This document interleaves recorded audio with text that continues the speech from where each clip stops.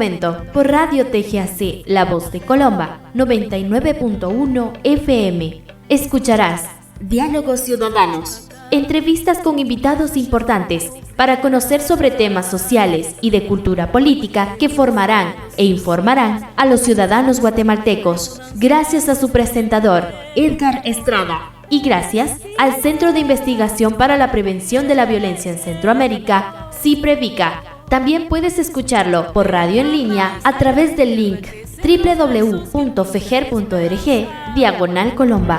Somos viento, somos sol y sueños multicolor. Somos este norte, sur y oeste. Somos historia, lienzo y canción. Muy buenos días desde el Centro de Investigación para la Prevención de la Violencia en Centroamérica, CIPREVICA. Les damos la bienvenida nuevamente a nuestro programa semanal de Diálogos Ciudadanos. En el día de hoy tenemos un tema muy interesante sobre el contexto internacional. El tema es paz o conflicto permanente, reflexiones sobre el escenario internacional actual, para el cual tenemos un invitado muy especial, quien nos estará contando un poquito acerca del contexto global que se está viendo en temas de conflictividad y también respecto a cómo es concebida la paz actualmente. Él es Andrés Albornoz, quien es profesional de las relaciones internacionales con especialidad en seguridad internacional, con especial interés en temas de negociación y resolución de conflictos, paz y derechos humanos. Ha prestado servicios en instituciones gubernamentales y participado en diferentes espacios de diálogo. Andrés, muchísimas gracias por aceptar la invitación. Hola Mariana, es un gusto para mí. Gracias por la invitación. Perfecto. Igual para contarles que el programa de hoy también se está haciendo en colaboración con Jóvenes por la Transparencia, así que en el flyer van a encontrar el QR para que puedan escanear y puedan ir a leer el artículo de Andrés, que pues está abordando el tema que vamos a estar dialogando hoy. Ok, para empezar, Andrés, en tu artículo cuestionas el concepto de paz. ¿Cómo consideras tú que se redefine este término en este contexto internacional actual que ha sido marcado por diferentes conflictos internacionales? Sí, bueno, empezamos con una muy buena pregunta. Creo que generalmente la paz se le conoce como a la ausencia de guerra o conflicto. Esto se ha vislumbrado desde hace cientos de años con Maquiavelo, que tiene la máxima que decía buenas armas, buenas leyes, ¿no? Que hacía referencia a que a tus ciudadanos los tratas bien, tenés buenas leyes, pero por si acaso a tus enemigos y adversarios tenés buenas armas. Entonces, cuando se hablaba de paz, usualmente se pretende entender como ausencia de guerra, y desde las relaciones internacionales esto se puede analizar desde la teoría del realismo. Sin embargo, si bien es entendible que la paz empieza como una ausencia de guerra, porque ahora actualmente en la actualidad en el escenario internacional existen conflictos manifiestos o guerras en las que cientos y miles están siendo bombardeados y asesinados. Es evidente que se necesita una ausencia de conflicto para empezar a hablar de paz. Sin embargo, considero que para hablar de paz, la paz tiene otras características y otros elementos fundamentales para que sea una paz genuina. Entonces, en el contexto internacional debemos entender que existe, sí, la paz negativa, que es la ausencia de guerra, pero también existe algo que el sociólogo Johan Galtung acuñó como paz positiva, que es un estado de paz en el que el Estado garantiza el bien común, protege al ciudadano, pero al mismo tiempo al tener sus derechos mínimos o fundamentales cubiertos, puede superarse y tener cierta recreatividad, ¿no? Entonces hay que pensar más allá de una ausencia de conflicto. Perfecto. ¿Y consideras que hoy, pues, en la actualidad se puede hablar de esta paz como una ausencia de guerra, o si el concepto debe ir más allá de esta definición? Digamos, ya mencionabas acerca de pues, la teoría clásica, lo que hablaba de, pues, más que todo como el hecho de que no hubieran conflictos existentes o permanentes dentro de cada continente, pero ahora vemos otros tipos de mecánicas que invitan, digamos, a esta conflictividad, tanto a nivel internacional como dentro de los propios países, ¿verdad? ¿Cómo ves ese escenario? Sí, lo hablamos en la primera pregunta. Va más allá de la paz como ausencia de guerra o conflicto. vamos a categorizarla en varios puntos porque en el artículo pues hablo de ciertas cosas como la paz negativa, la paz positiva y una paz interna que podemos hablar luego, pero vamos a hablar de que sí, la paz conlleva más características a nivel estatal, a nivel de un país. Para hablarlo más claramente, se requiere garantizar el bien común y el desarrollo de una población. Sí, pero a nivel internacional también debe ser entendida como un escenario en el que hay varios actores que juegan el juego político internacional, en donde hay actores que tienen intereses y necesidades que entran en conflicto, ¿no? Pero que estos intereses deben entrar en una mesa de diálogo para generar consensos que están regidos bajo principios y normas que permiten el flujo y el intercambio de perspectivas, ¿no?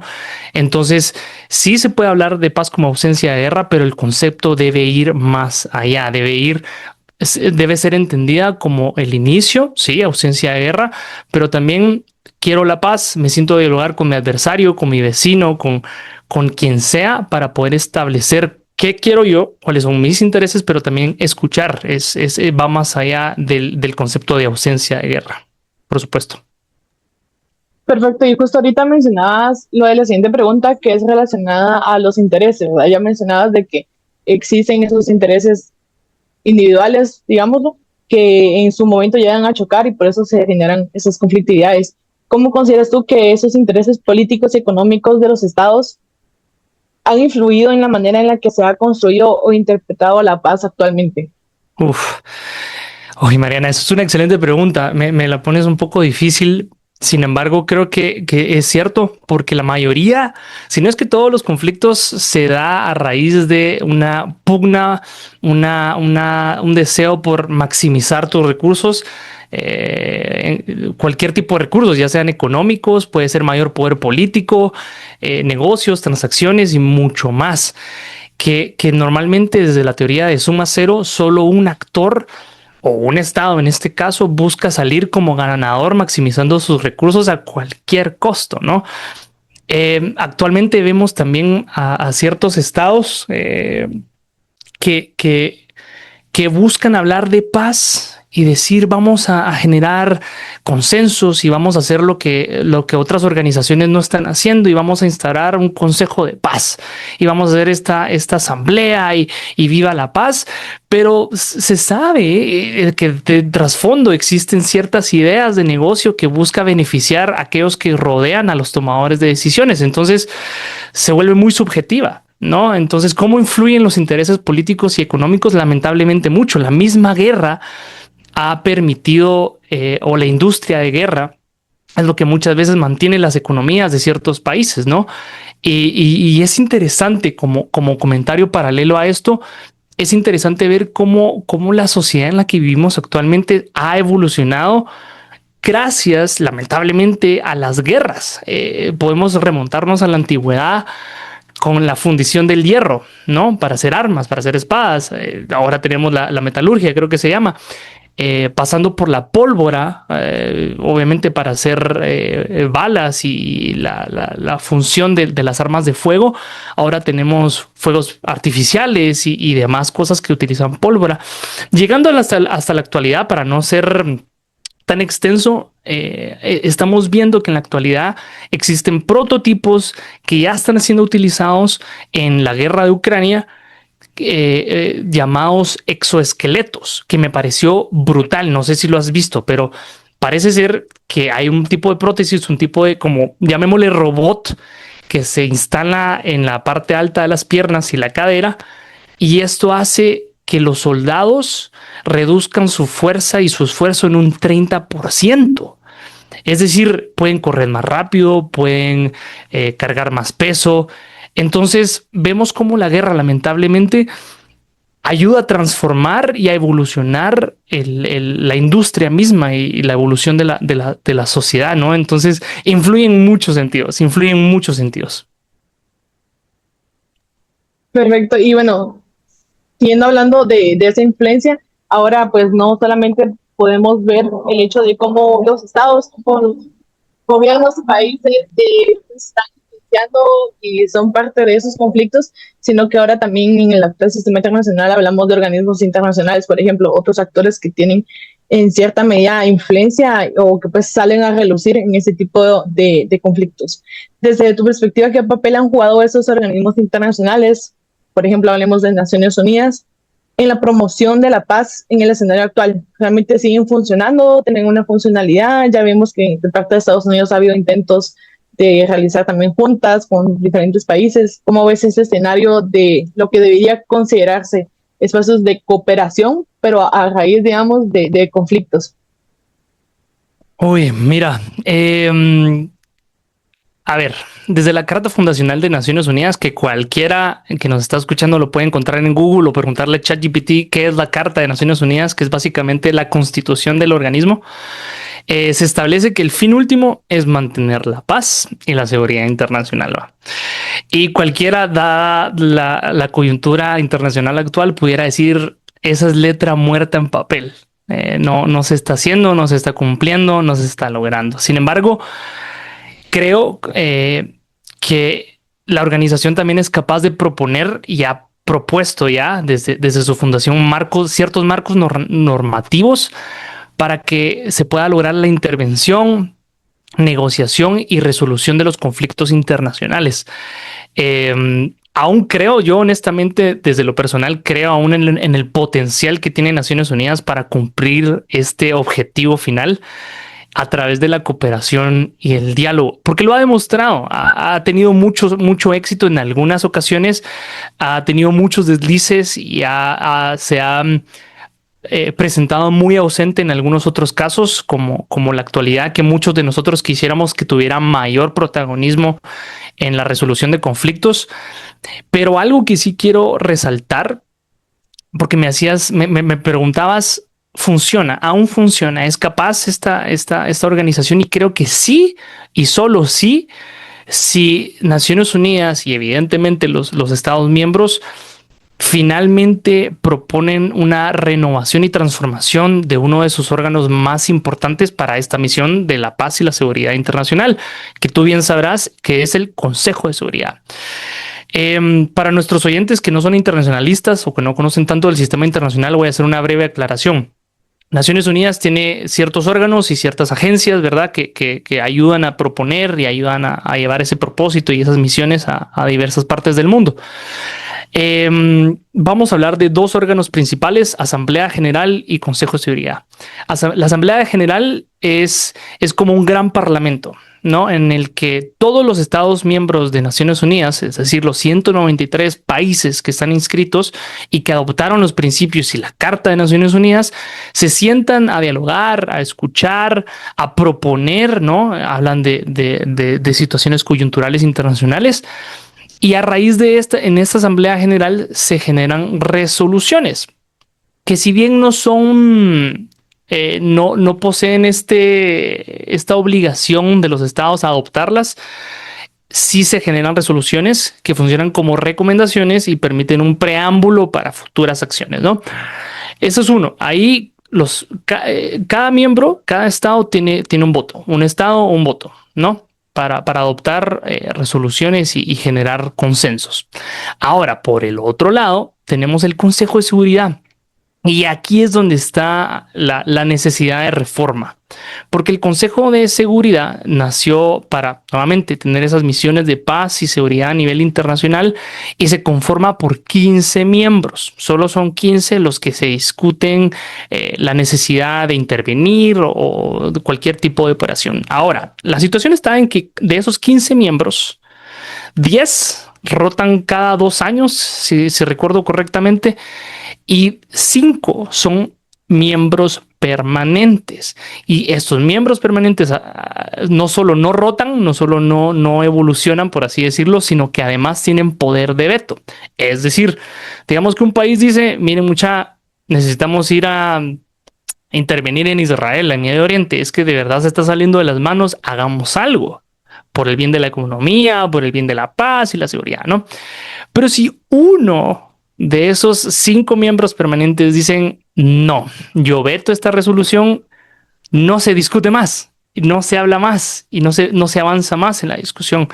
Entonces, eso es una de las grandes deficiencias que tiene ahora las Naciones Unidas para poder realmente tener cierta influencia y poder cumplir su mandato de mantener la paz y la seguridad internacional, lo cual es raro porque el Consejo de Seguridad sí ha tenido cierta transformación, ya que inició los 5 miembros permanentes, como se podrán imaginar los oyentes, es Estados Unidos, Francia, Reino Unido, Rusia y China, ¿no?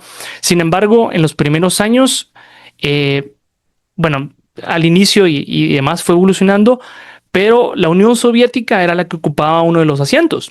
La gente ya sabrá que la Unión Soviética dejó de existir y nació Rusia. Entonces le permitieron a Rusia ocupar ese asiento, evidentemente, pero el quinto asiento lo ocupaba la República de China, más conocida como Taiwán, ¿no? Y por fines políticos, por fines que no entraremos en discusión ahora, se le expulsó no solo de la ONU, sino del Consejo de Seguridad como miembro permanente, y se le dio paso a la República Popular de China, más conocida como China continental. Entonces, vemos que ha existido cierta transformación, pero vemos ahora que no se ha sabido adaptar a las circunstancias actuales. Entonces, el papel que juega Naciones Unidas es importante, creo que puede funcionar, pero debe transformarse. Perfecto, Andrés, sabes que sí nos diste un panorama súper realista y completo, siento yo, de cómo está la situación, digamos, con esos organismos internacionales. Ahora, hablando un poquito igual, digamos, actualmente se encuentran activos, digamos, varios conflictos a nivel internacional, a nivel regional, y lo que ha llamado bastante la atención también a raíz de este conflicto es el posicionamiento de muchos de los estados respecto a intervenir o no, o qué hacer, ¿verdad? Eso ha marcado una polarización bastante grande a nivel global. Hemos visto que por un lado están esfuerzos, por ejemplo, de países de más de corriente de derecha reuniéndose para la seguridad del continente. Hemos visto también hace unos días países más de izquierda en España, Brasil, uniéndose también para ponerse de acuerdo de qué decisiones tomar. Hemos visto cómo esa división en bloques se ha dado bastante, ha dado bastante que hablar, la verdad. Entonces, ¿cómo consideras tú que esta polarización global ha impactado en estos, no solamente en los conflictos, sino como en esta concepción de alcanzar la paz? Ese es el tema que tenemos ahora los internacionalistas a evaluar y analizar. Creo que es una pregunta muy importante. El sistema internacional está evolucionando y seguirá evolucionando. Eso es algo que debemos comprender sí o sí. Eso lo hemos visto a lo largo de la historia. Aquí influyen mucho los medios de comunicación para esa misma polarización, ¿no? Pero digamos, es inevitable el cambio, es inevitable la evolución. Es la propia naturaleza, lo podemos observar. El sistema va, creo yo, desde mi particular punto de vista como internacionalista, va a evolucionar a un modelo multipolar, bipolar. Esto lo leí en un artículo hace ya algún tiempo y refiere a esos dos bandos que van a tener varios estados, países o actores influyentes que van a tener el mismo poder entre ellos, pero van a ser bandos opuestos que van a tener la necesidad de tener alianzas entre uno y otro, ¿no? Entonces, ¿cómo impacta la polarización global para lograr la paz? Pues influye mucho, porque evidentemente si hay 2 bloques, 3 bloques, 4 bloques, 5 bloques, un equilibrio de poder, estos mismos van a tener ciertos intereses que van a querer maximizarlos y obtenerlos. Sin embargo, independientemente que sea un orden bipolar o sea un orden multipolar, lo que se necesita para llegar a una paz genuina es sentarse a dialogar, es tener la voluntad política de llegar a acuerdos y consensos y decir, mire, dejemos desde un mundo idealista, ¿no? Pensemos desde un mundo idealista porque es idealista, pero digamos que los actores se sientan y dicen, detengamos la guerra, detengamos la matanza, a nadie le está sirviendo más que a los señores de la guerra, como se le conocen, ¿no? Entonces, ¿impacta la polarización? Evidentemente, ¿la hace más difícil? Claro que sí, la hace más difícil, pero no imposible. Perfecto. Y hablando también un poquito más, ahorita me recordaste con lo que mencionabas de la tecnología, esos avances tecnológicos que se han dado por la misma evolución humana, pero también pues relacionados al hecho de la necesidad que hay en los países de autoprotegerse, digamos.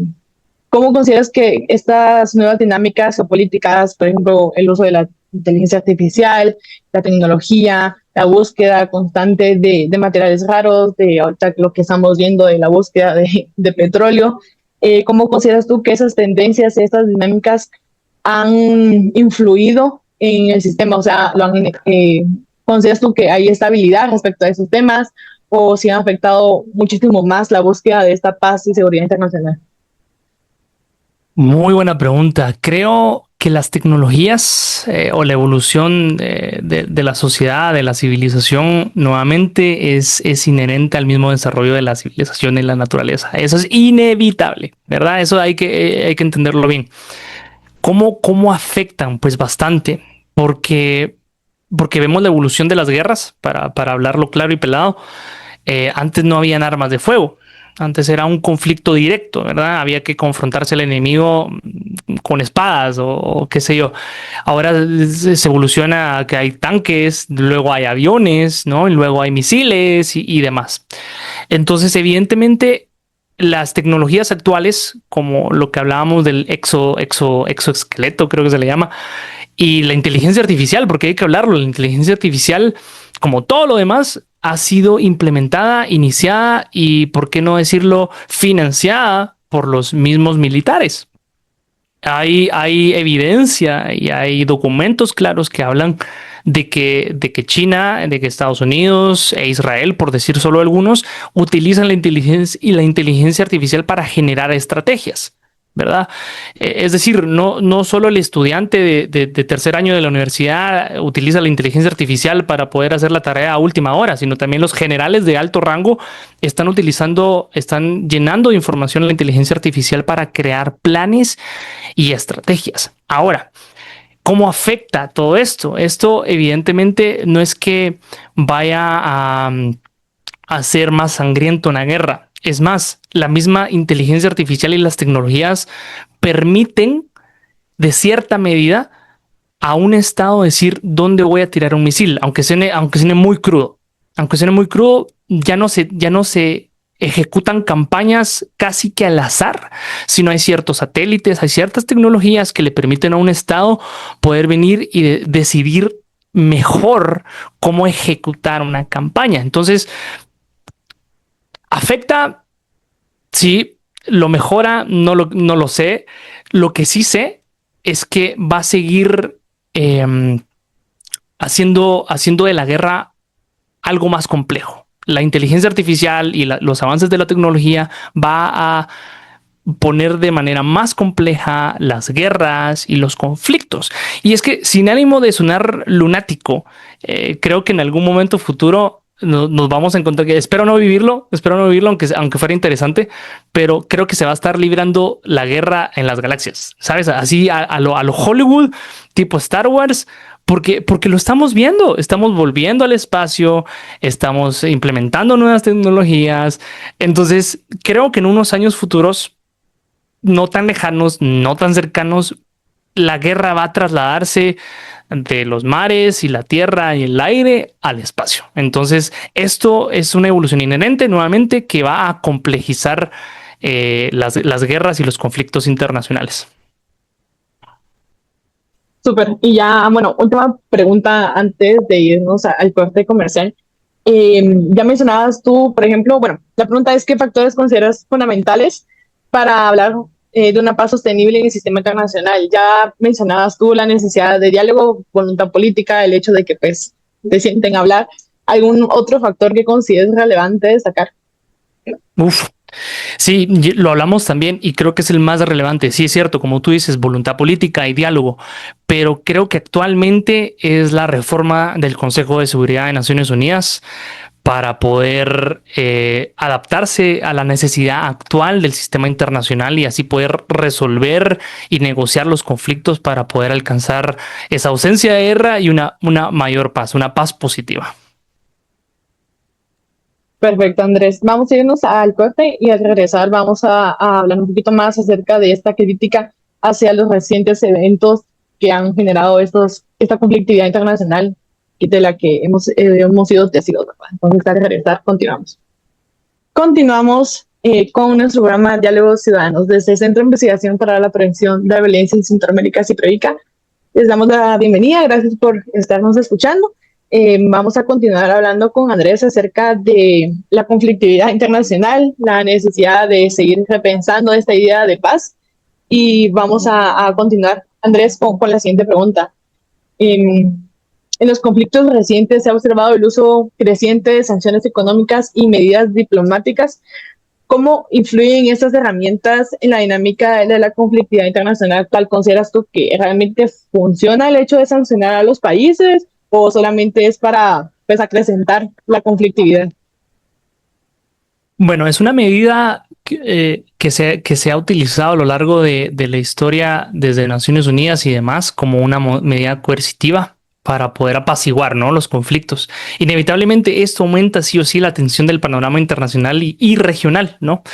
Es una medida o es una manera de castigar, por decirlo claramente, a aquellos que no cumplen ciertos requisitos, que se me hace mejor que entrar en conflicto directo y decir, atacaste, te ataco, ¿no? No, la guerra no se termina con más guerra, la violencia no se vence con más violencia. Sin embargo, creo honestamente que influyen de manera negativa este tipo de medidas coercitivas cuando son instrumentos utilizados de manera unilateral, ¿no? Cuando a algunos que se les persigue, se les expone, se les sanciona, mientras que a otros con mayor influencia realizan lo que desean indiscriminadamente sin ser coaccionados con medidas económicas o diplomáticas, ¿no? Entonces, tiene que ser objetiva. Tiene que ser objetiva la ley y ser aplicada a todos por igual. Perfecto. Y bueno, continuando hablando de actores no gubernamentales, actores no estatales, ya hablamos un poquito acerca del rol de Naciones Unidas, pero también existen otros actores como son las empresas transnacionales y otros organismos regionales. ¿Cómo consideras tú que esos actores han intervenido en esta conflictividad? ¿Consideras que han intensificado o mitigado esos conflictos? Por ejemplo, hemos visto, pues, para mencionar a alguien, Elon Musk, que es una personalidad casi que se podría considerar casi que el sujeto solo como actor por sí solo. Entonces, ¿cómo consideras tú que ese tipo de actores han influenciado en la conflictividad actual? Qué excelente pregunta. Más ahora en un mundo tan globalizado, ¿no?, que hay empresas transnacionales y otros actores no estatales que tú mencionas, yo siento que puede ser de gran beneficio media vez sigan protocolos, normas y procedimientos para que estos beneficios se muestren, ¿no? Ahora, sumamos a estos nuevos actores, por llamarlos de alguna manera, que también tienen sus propios intereses y sus propias necesidades, ¿no? Entonces, creo que puede ser beneficioso para un país, para un negocio, para la economía mundial. Por supuesto, media vez los actores transnacionales se rijan bajo procedimientos y respeten reglas y normas.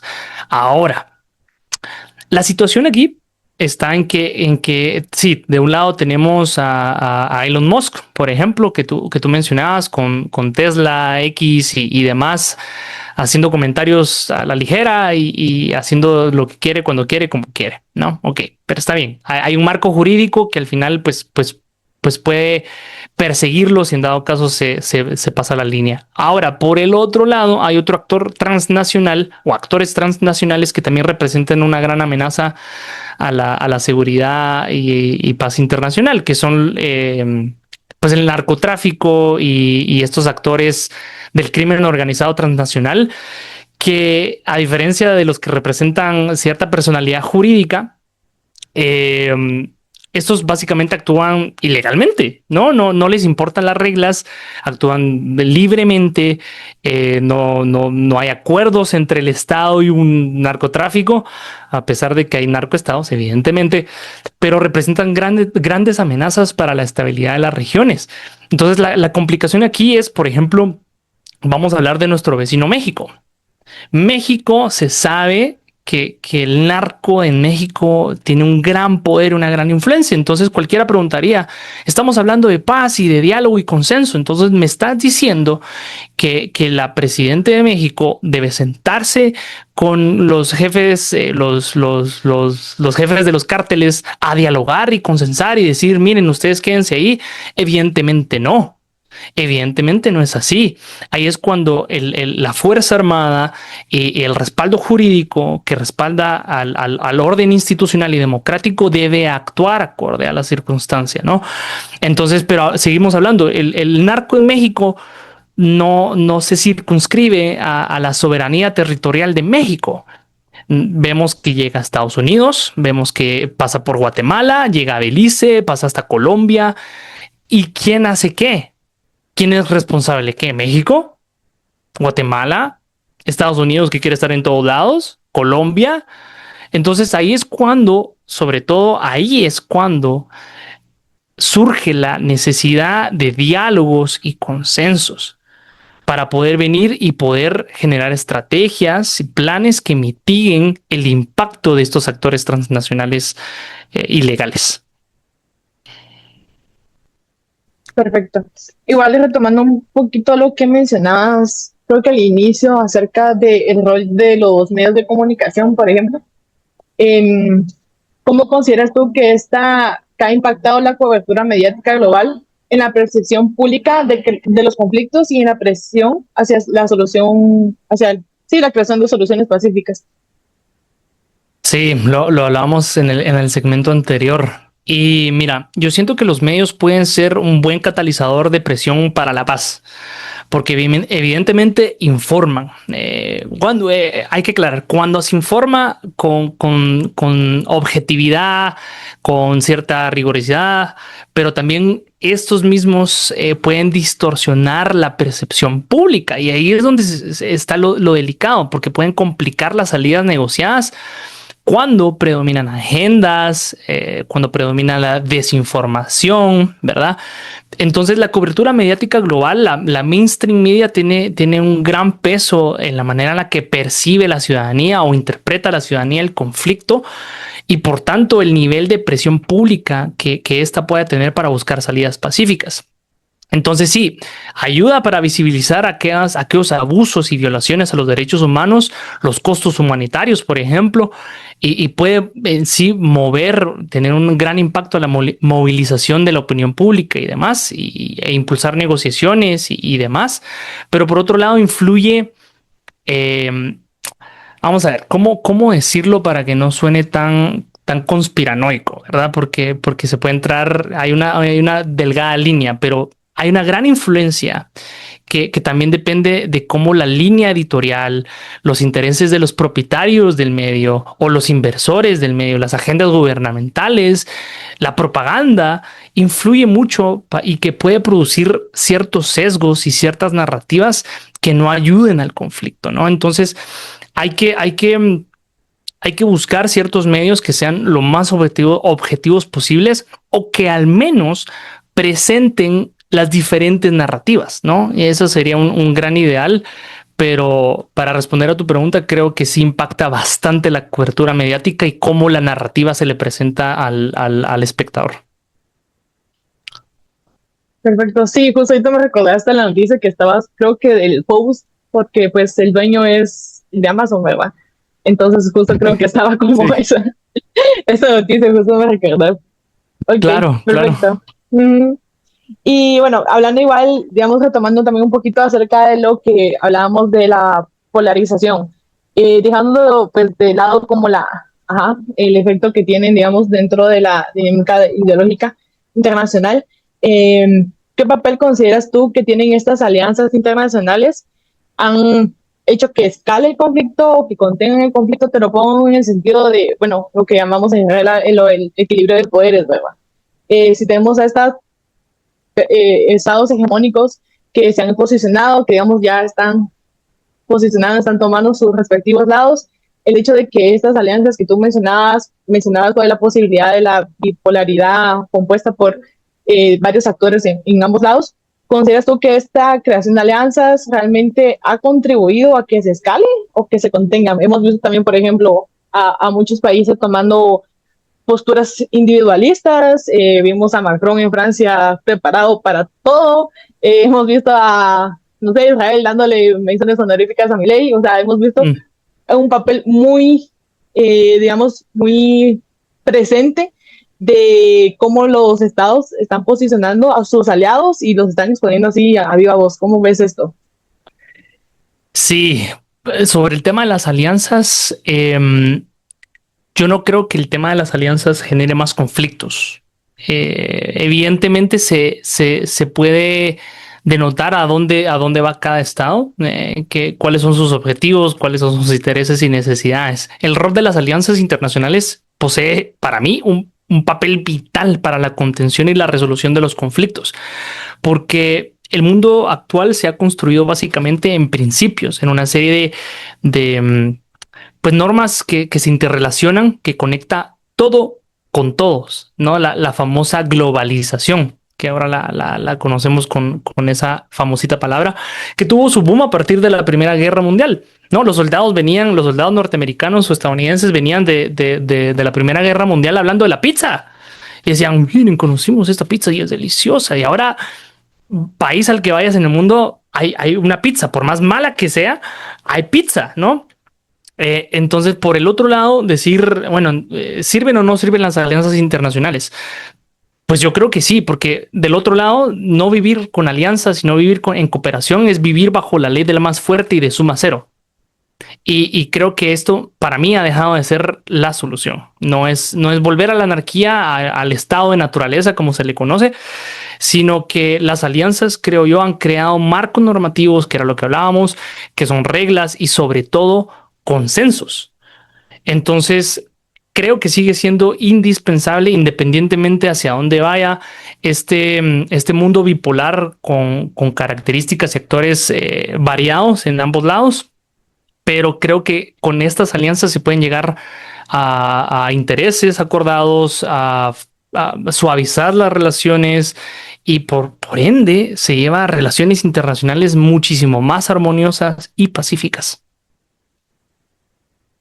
Perfecto. Y a raíz, digamos, de estas alianzas que hemos visto, ese posicionamiento que ha habido desde diferentes estados, ¿consideras tú que esos conflictos actuales han reflejado una nueva forma de ejercer el poder? O sea, ya hemos visto, por ejemplo, que durante las guerras mundiales hablaba mucho acerca precisamente del poder duro, el poder militar, el poder de coacción. Ya después, en el momento de que se hablaba un poco más de cooperación, ya hablábamos de formas de poder blando, que la legislación, que vení, yo te doy dinero para que hagas las cosas y te desarrollas, así que tranqui.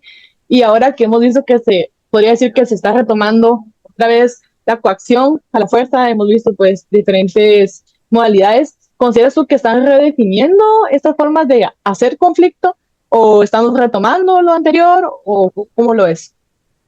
Muy buena pregunta. Sí, yo creo que se está redefiniendo. Hablábamos de la evolución inherente que tiene la historia y cómo la guerra misma ha permitido la transformación de la sociedad y la industria. Entonces, no es la forma en la que se ejerce el poder internacional, no es la misma que se ejercía hace 500 años y no es la misma que se ejerció hace 60, 70 años atrás.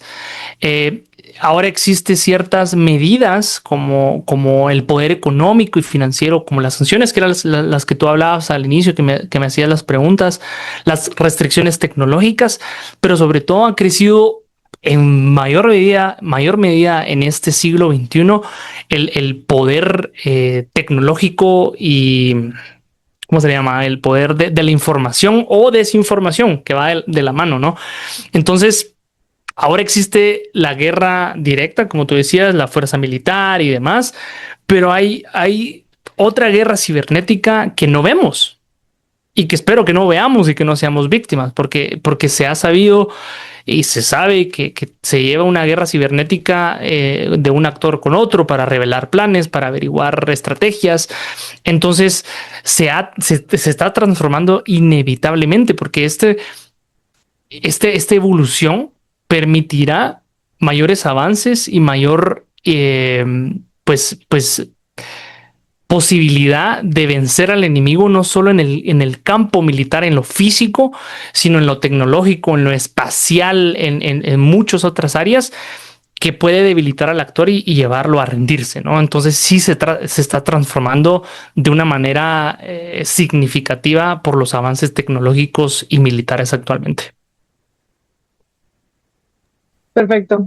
Bueno, la siguiente pregunta es una de, creo que, de las partes favoritas o de las que más se habla actualmente, pues, dentro del gremio, digámoslo así. ¿Qué lecciones consideras tú que esos eventos actuales que se están dando en el presente se tiene, digamos, en relación a la cooperación internacional?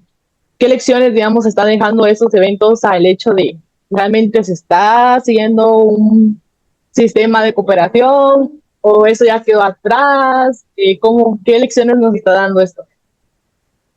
¿Qué lecciones nos está dando esto? Bueno, yo mencionaría de pronto dos lecciones que para mí son las más importantes. La primera es reconocer que el sistema internacional es interdependiente, por lo que se debe procurar manejar las relaciones de la mejor manera y fortalecer alianzas estratégicas. Es tonto pensar que se va a retroceder y vamos a cerrar las fronteras y vamos a decir ya no te ayudo, ya no te coopero, ahora vamos a producir y consumir nuestro... No, ¿para qué?